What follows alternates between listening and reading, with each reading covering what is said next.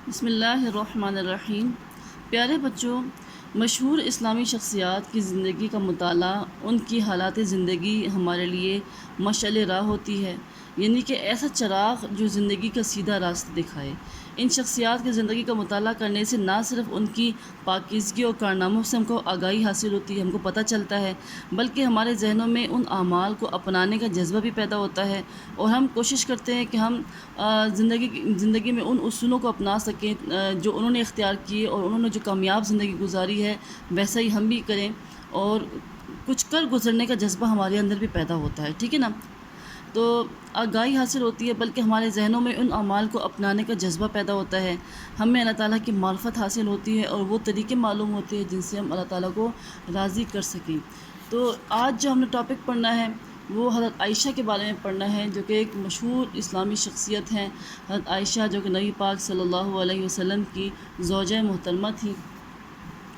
حضرت عائشہ رضی اللہ تعالیٰ عنہ کی زندگی کے مختلف پہلوؤں کے بارے میں ہم یاد دیکھیں گے کہ انہوں نے کیسی زندگی گزاری، ان کا کیا مقام تھا، اور کہتے ہیں کون سے طریقے انہوں نے زندگی گزارنے کے اختیار کیے۔ تو حضرت عائشہ رضی اللہ تعالیٰ عنہ جو تھی وہ رسول اکرم صلی اللہ علیہ وسلم کی، جیسے کہ میں نے آپ کو بتایا، تیسری زوجہ محترمہ تھی، اور حضرت ابوبکر صدیق رضی اللہ تعالیٰ عنہ کی بیٹی تھی۔ حضرت عائشہ رضی اللہ تعالیٰ عنہ چوتھے سال نبوت کے چوتھے سال میں شوال کے مہینے میں 614 عیسوی میں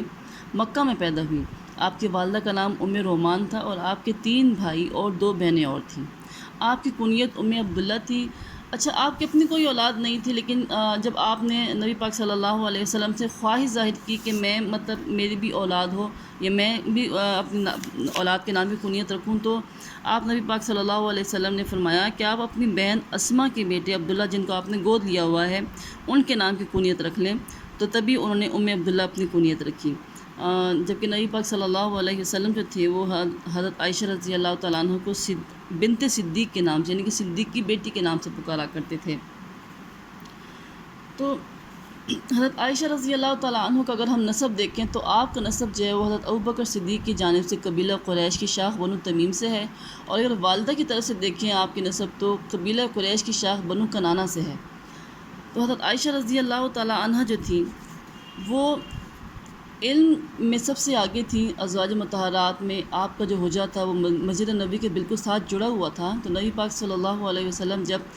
صحابہ کرام کو اسلامی تعلیمات دیا کرتے تھے، درس دیا کرتے تھے، تو حضرت عائشہ تمام کے تمام درس کو سنا کرتی تھی، اور جس بات کی ان کو سمجھ نہ آتی تو وہ نبی پاک صلی اللہ علیہ وسلم جب گھر تشریف لاتے تو آپ ان سے پوچھ لیا کرتی تھی وہ بات، ٹھیک ہے نا۔ تبھی حضرت امام ظہری رحمۃ اللہ علیہ فرماتے ہیں کہ حضرت عائشہ رضی اللہ تعالیٰ عنہ تمام لوگوں میں سے زیادہ عالمہ تھی۔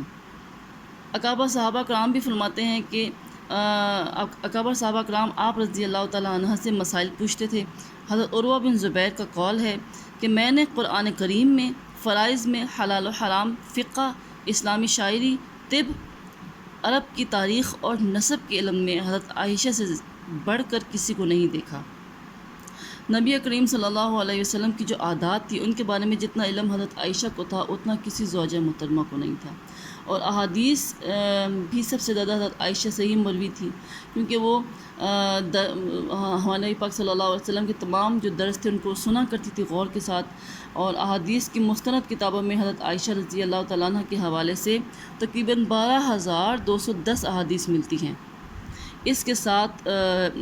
ہی قرآنی آیات کے شان نزول کے بارے میں بھی سب سے زیادہ علم جو تھا وہ حضرت عائشہ رضی اللہ تعالیٰ عنہ کو ہے۔ حضرت عائشہ رضی اللہ تعالیٰ عنہ جو تھیں وہ عبادت میں کافی عبادت گزار تھی۔ 5 وقت کی نماز ادا کرتی تھی، اس کے علاوہ تہجد کی نماز کا بھی خاص اہتمام کرتی تھی، نفلی روزے بھی رکھا کرتی تھی، چاشت کی نماز جو ہے وہ نبی پاک صلی اللہ علیہ وسلم کے ساتھ وہ ادا کیا کرتی تھی۔ اور حضرت عائشہ رضی اللہ تعالیٰ عنہ جو تھی وہ انتہائی سخی تھی، انتہائی ان کا بہت ہی زیادہ سخاوت کا مظاہرہ کیا کرتی تھی۔ حضرت عائشہ رضی اللہ تعالیٰ عنہ جو تھی وہ غلاموں سے بہت اچھا سلوک کرتی تھی، اور غلاموں کو آزاد کیا کرتی تھی، اور انہوں نے تقریباً 67 غلاموں کو آزاد کیا تھا۔ حضرت عائشہ رضی اللہ تعالیٰ عنہ جو تھی وہ اپنے دشمنوں اور مخالفوں کو ہمیشہ معاف کر دیا کرتی تھی۔ حضرت عائشہ جو تھی وہ دریا دلی کی سب سے بڑی مثال حضرت عائشہ کی یہ ہے کہ جب حضرت عمر فاروق رضی اللہ تعالیٰ عنہ پہ قاتلانہ حملہ کیا گیا اور زندگی کی کوئی امید باقی نہ رہی، تو انہوں نے اپنے فرزند یعنی کہ اپنے بیٹے کو بلایا، کہ ام المؤمنین حضرت عائشہ رضی اللہ تعالی عنہ سے جا کر میرا سلام کہنا اور عرض کرنا کہ عمر رضی اللہ تعالیٰ عنہ کو اپنے آقا صلی اللہ علیہ وسلم کے قدموں اور ابو بکر صدیق کے پہلو میں دفن کرنے کی اجازت دے دیں، یہ جگہ اصل میں حضرت عائشہ کی تھی۔ اور یہ بھی کہنا کہ یہ صرف گزارش ہے، اور اگر وہ منظور فرما لیں تو عمر رضی اللہ تعالیٰ عنہ کو خوشی نصیب ہوگی، اور اگر وہ منظور نہ کریں تو مجھے مسلمانوں کے قبرستان ہی میں دفن کر دینا۔ چنانچہ حضرت عائشہ رضی اللہ تعالیٰ عنہ نے اپنے سے زیادہ حضرت عمر رضی اللہ تعالیٰ عنہ کو ترجیح دی اور یہ جگہ ان کے نام کر دی۔ حضرت عائشہ رضی اللہ تعالیٰ عنہ کی زندگی کے کون کون سے پہلو کو ہم بیان کریں؟